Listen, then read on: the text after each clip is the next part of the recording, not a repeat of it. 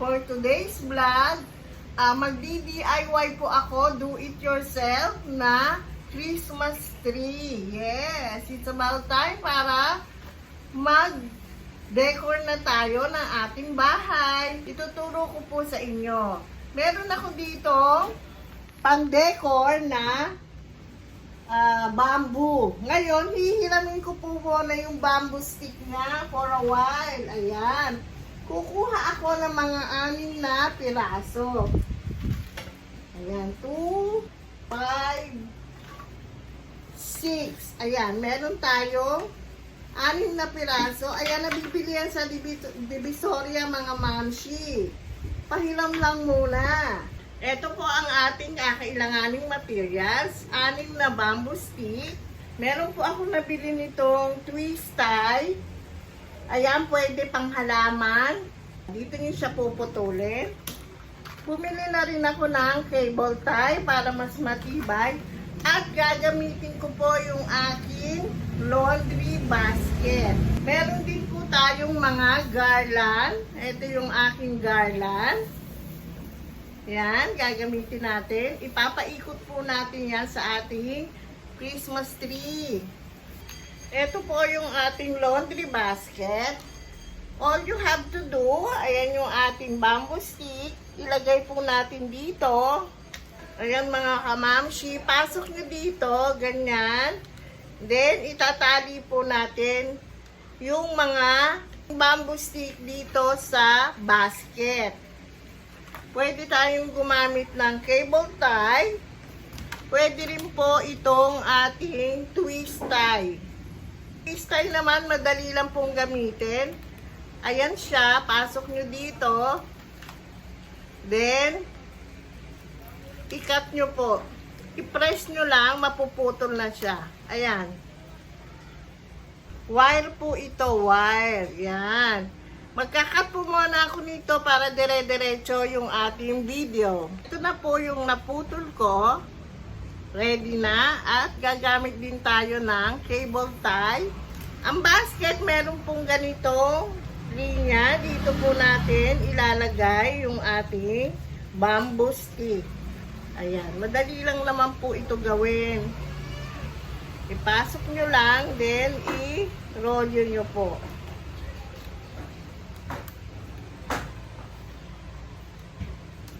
Ayan. Ayan, itatali lang po. Ganyan, tatali natin. Para mas matibay, gawin natin 3 tali. Para hindi po siya gumalaw. Ayan. Ganyan lang po natin. Ito kahit huwag nyo na pong putulin, okay lang. Kasi matatakpan naman po yan ng ating garland. Next, dito sa bandang dulo. Ayan, twist nyo lang po. I-twist. Siguro mga 4 times. Then, nakatapos na tayo ng isa. Another one po ulit dito. Hanggang malagyan po natin lahat. I-twist lang po. Para humigpit. Next ulit. Ganito lang ang gagawin natin hanggang mailagay na po natin yung 6 na bamboo stick sa basket. Yan. Ito na po yung ating basket. Nakabitan ng 6 na bamboo stick. Then, ang gagawin natin dyan ay tatali lang natin yung kanyang itaas. Sasama-samahin natin. Bubuo tayo ng tore. Ayan na, mga sis. Mga mamshi, ayan na itsura niya. Then, tatalian po natin. Dito natin ilalagay yung star. Yes. Ito po ulit ang aking gagamitin. Puputol tayo, medyo mahaba. Para mas matibay. Iikot-ikutin kasi natin yan. Then, ilak na po.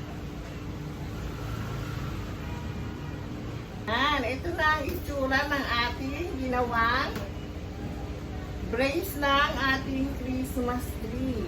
Ngayon, lalagyan ko naman po siya ng garland. Start ako sa bandang ibaba. Ito yung nabili kong garland. Kasi naubusan na ako nung parehong-pareho. Kaya ito na lang binili ko. Okay naman din po. Ilalagay ko naman siya sa pinaka baba ng basket. Sa paglalagay naman, ganun din po. Gagamit din tayo ng twist wire. Ihiganin mo na po ng bahagya. Then, ilagay nyo yung ating garland. Itatali po natin ulit yan ng ating twist tie. Pasensyahan nyo na yung ingay, mga mami, ha. May batang iyak ng iyak sa kapitbahay. Pasensya na po. Hindi. Bago nyo talian, pwede nyo po siyang ayusin. Ayusin lang paunti. Ayan. O, ayos-ayos. Para mas maganda. Tatalian ko na po siya, mga mami. Yan, mga mamsi. Natapos ko na yung pinaka unang layer. Ayan na po ang outcome. Tinapos pa sa likod. Ayan, doon na natin ilalagay yung likod.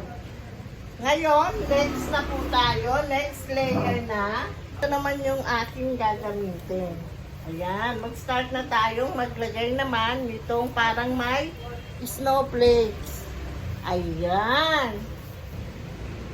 Ayan na siya, mga mamshi. Tapos na tayo sa second row. Ayan. Punta na tayo, dadagdagan na po natin papunta sa pangatlong row. Mga mamshi, ito na po yung nabuo nating Christmas tree. Ayan.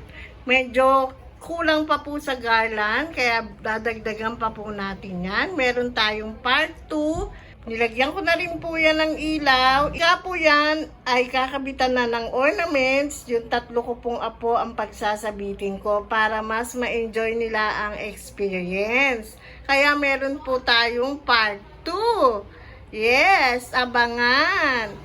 Ayan na po siya. Super nice. Konting garland pa. Ayan, need to buy more. Tapos, tomorrow, ito naman po ang aking project. Aking mga Santa. Alam nyo, mga mami, binili ko pa siya 2009 sa Dapitan Arcade. At that time, 650 pesos lang po ang isa. Pero alam ko po sa ngayon, 1,000 na ang halaga niyan. Medyo nangupas na siya. Made po siya sa fiberglass, kaya napakatibay. Isang tip na rin po yun kung kayo ay bibili ng ornaments para sa Christmas decor nyo. Bumili po kayo yung fiberglass. 100% tumatagal po talaga siya. Ilang Christmas ang aabutin, Santa pa rin po siya. But this time, ayan, syempre, masyado ng matagal. Medyo nag-fade na po ng konti o nagasgas na ang mga pintura.